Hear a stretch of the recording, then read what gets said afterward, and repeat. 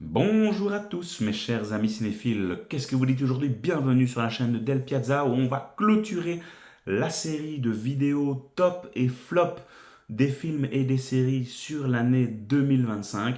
Aujourd'hui la dernière vidéo traitera donc des flops au niveau des séries. Il faut savoir que j'ai à peu près vu sur cette année une trentaine de saisons. Il y a beaucoup de choses que j'ai pas pu tout voir, évidemment. Hein, entre les matchs de foot, le boulot, c'est pas toujours simple, mais bon, on essaie de faire au mieux. Je pense que les grosses séries Main Street, je les ai plus ou moins toutes vues. Et donc, bon, il y a des séries que là-dedans, que vous allez voir ici, je sais pas pourquoi j'ai regardé ça, vraiment. C'était une souffrance. Mais bon, voilà, c'est parfois les recommandations Netflix. On sait jamais, enfin, je dis Netflix ou autre, hein, mais bon, les avis réseaux sociaux, on se demande parfois pourquoi, mais bon, voilà, c'est bien sûr subjectif. Hein. Si vous avez aimé ces séries-là, ben, tant mieux pour vous. N'hésitez pas à me donner vos retours, hein, et me dire pourquoi vous avez apprécié ces séries, et dire que je suis un rageux et que je n'ai rien compris à la série éventuellement. C'est toujours intéressant aussi d'avoir le retour. Mais c'est le jeu des films et des séries, on n'aime pas. Mais j'avais envie en tout cas, moi, de vous partager tout ça. Voilà, on commence du côté de chez Disney, tiens, avec la saison 3 de What If, et la dernière d'ailleurs, et j'espère, parce que j'en ai marre de What If, vraiment, ça tourne en rond, on exploite des personnages aussi tertiaires, vraiment. On a fait le tour, on a compris le délire, c'était bien. La première saison, c'était divertissant. Un délire un peu de geek, comme j'avais dit, mais maintenant, alors, c'est bon, là, il y en a marre. Il y en a marre. D'ailleurs, toutes ces séries d'animation de chez Marvel, Spider-Man, j'avais plutôt apprécié, mais X-Men, j'ai pas trop aimé le truc. Marvel Zombie, ça, c'est la suite aussi, mais Marvel Zombie, c'était quoi ce truc? Enfin, et la dernière sur le Wakanda, complètement, mais c'était nul quoi. Mais qu'est-ce que c'était que ces séries? C'était moche, personnage pas du tout intéressant, oubliable au possible. Donc toutes ces séries-là, à part Spider-Man cette année-ci que j'ai bien apprécié, tout le reste de ces séries, nul, vraiment, j'ai détesté, vraiment. À ne pas du tout conseiller. Tant qu'on est chez Marvel, on continue avec Ironheart. Même chose, bon bah ouais, ok, c'est une petite histoire et tout, mais vous croyez vraiment que ce personnage-là, les gens vont s'y intéresser, quoi. Mais oh, c'est fade. Vraiment, ça fait cheap. Il y a rien. Il- il- Quelle est la cohérence avec l'univers Marvel? Hein? Alors ok, on peut développer plein de nouveaux personnages, c'est génial, c'est intéressant. Peut-être elle va intégrer les Young Avengers, on sait rien, mais oh là là, tout ce qu'il y a autour, tous les personnages. Mais c'était fade, c'est nul quoi, vraiment. Alors qu'il y avait potentiellement l'héritière de Tony Stark qui avait quelque chose à faire. Mais quelle nullité quoi, vraiment. Ironheart, ouais. C'était pas évident de rester réveillé en tout cas quand on regardait cette série. Donc vraiment, non, déception. Ouais. Ironheart, du côté de chez Marvel, c'était clairement pas bien. Ensuite, Olympo, que vous pouvez retrouver sur Netflix. Alors ça, c'est un délire à la Elite. Même chose, des jeunes dans une académie élitiste de sport. Oh là là là là, mais c'est plus des séries érotiques, mais en soi, mais c'est nul quoi, Olympo, vraiment. Il n'y a pas grand chose d'intéressant là-dedans. On a vite fait le tour, et, ça me donne pas du tout envie de continuer, quoi. Je veux dire, l'intrigue, enfin, c'était d'une nullité aussi. Je sais que je vais souvent dire ça dans cette vidéo, mais ça piquait aux yeux, vraiment, Olympo. Je sais pas pourquoi. Je sais pas pourquoi, me demander qu'est-ce qui m'a pris de regarder ce truc, mais c'est vrai.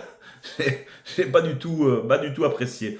D'ailleurs, tel que la série suivante, là, le remake de Zorro, mais qu'est-ce que c'était que ce truc, quoi, avec d'ailleurs un acteur qui jouait dans la série d'Elite sur Netflix. Mais ce Zorro cheap, quoi. Passer d'Antonio Banderas à ça. Alors Dieu sait que j'aimais bien le premier Zoro, c'était très très chouette. C'était un concept assez innovant avec le nouveau Zoro, l'ancien un peu en mode Batman. Mais là, la série, mais oh là là là là, il n'y avait aucun budget quoi. C'était un cosplay ce costume de Zoro. C'est nul quoi, vraiment. Du- D'une perte de temps, les combats sont pas du tout intéressants. Enfin, je veux dire, le Zoro est pas du tout charismatique. Rien qui va à la double vie de Zoro. Rien, rien, rien. J'ai été vraiment pas du tout. J'ai pas du tout apprécié l'œuvre. C'était nul, nul, nul. Et je pense que personne n'a regardé Zoro d'ailleurs, à part moi, j'imagine. Si vous aimez Zoro, bah, tant mieux pour vous encore une fois. Mais moi, j'ai pas compris. J'ai pas compris. On enchaîne et on revient chez Netflix avec Mercredi saison 2, la même chose. Bon, j'avais aimé la première saison. Ah, la deuxième, ça commence déjà à tirer en longueur, quoi. Le phénomène euh, mercredi, alors c'est plus fait pour des trucs TikTok, quoi, vraiment, mais oh là là là là, c'était vraiment pas intéressant. Le design des monstres est devenu assez moche. Et pourtant, le concept est là. Jenna Ortega avait vendu le projet un peu plus horreur, mais non, non, non. C'est bon, le mercredi, je trouve qu'on a déjà fait le tour de la question. Euh, mais c'est pas bien, c'est pas bien, hein, mercredi. C'est série un peu ado, mais au final, comme je l'ai dit, ouais, je peux pas conseiller ça. Je peux pas conseiller ça. Trop d'intrigues mélangées, au final, ouais, ça donne un cocktail qui est assez imbuvable. On enchaîne avec une grosse déception pour moi, c'est Alice in Borderland saison 3, qui sera, je sais pas si ce sera la dernière d'ailleurs, mais même chose, j'ai adoré les deux premières saisons, je suis un grand grand fan, mais là j'ai trouvé la 3, ça y est, là aussi, c'est le phénomène, c'est déjà la saison de trop. Là, on en tournait un peu en rond, les jeux étaient beaucoup moins impressionnants, il manquait des personnages des anciennes saisons, je trouve, et on n'avait plus la même dynamique.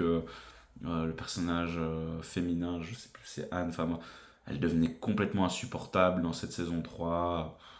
Ah non, non, vraiment. Et même la cause de retourner au Borderlands, c'était nul. Vraiment, c'était nul. La fin, le dernier épisode, mais il était interminable, mais j'ai trouvé d'une nullité. Oh là là, je me suis dit, c'est dommage parce que le concept est vraiment chouette. Les deux premières saisons sont terribles pour moi, bien supérieures à, pas mal d'autres séries, mais non, vraiment, vraiment déçu. Pour rester dans le thème Alice in Borderland, on continue avec son cousin Squid Game, la dernière saison, bah là aussi, ouah, c'est bon quoi, le phénomène, on a compris, ça commençait à faire beaucoup, et non, non, vraiment, Squid Game, le phénomène exceptionnel, première saison, topissime, traitait vraiment les classes sociales, l'endettement, enfin, c'était très très bien, mais là, voilà, on a fait le tour de la question, ça commençait à traîner en longueur beaucoup trop d'épisodes, et la fin est malheureusement un peu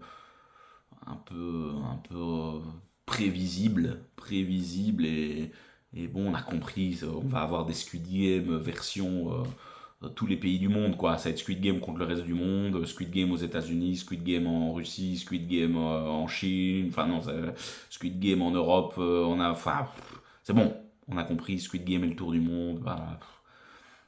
Mais je dis pas, il y a tout est pas acheté non plus hein, dans la série Squid Game, mais, dans la dernière, mais dans l'ensemble, ouais, on a compris déjà que c'était pas prévu pour faire une suite, ce truc. Vraiment, ils ont voulu surfer sur le succès de la première saison, mais au final, moi, je suis assez déçu de cette deuxième saison. J'ai pas trouvé utile en tout cas. Mais bon, voilà, c'est comme ça. On enchaîne. Donc on est toujours sur Netflix de Last Samurai, un délire de samouraï à la Hunger Games. Ouais, là aussi, bon, quelle est l'utilité de ce projet-là tout le monde va l'oublier, quoi. Je sais pas si vous êtes beaucoup à avoir regardé The Last Samurai. Alors que le concept peut être pas mal, hein, vraiment, il y a quelque chose à faire, hein, mais Ouais, c'est sympa sur le moment, c'est sympa quand il y a les combats de samouraïs et tout, il y a un bel hommage à cet univers-là. Mais vraiment, tous les moments de dialogue, on s'emmerde, quoi. Et puis les espèces de discussions politiques là au-dessus, où ils essaient d'arrêter le jeu. Mais c'est long, quoi. C'est bon, au moins continuez votre concept, quoi. Laissez-nous avec vos samouraïs tout le long, envoyez du pâté, faites un truc d'action, mais c'était nul, quoi. Au final, pas aimé du tout le projet, alors que ça avait vraiment un chouette potentiel. Et puis, bah, je termine avec évidemment la série qui m'a le plus déçu. Et j'étais certain, j'aurais peut-être même pas dû la regarder. Mais bon, ouais, c'est The Witcher, saison 4 évidemment. Quelle déception, mais quelle déception sur cette série, vraiment. Je con... Ils avaient une mine d'or entre les mains, Netflix. Et ils ont mais tout détruit. Tout détruit d'un univers tellement riche, tellement exceptionnel en bouquin, même en jeu vidéo, c'est génial.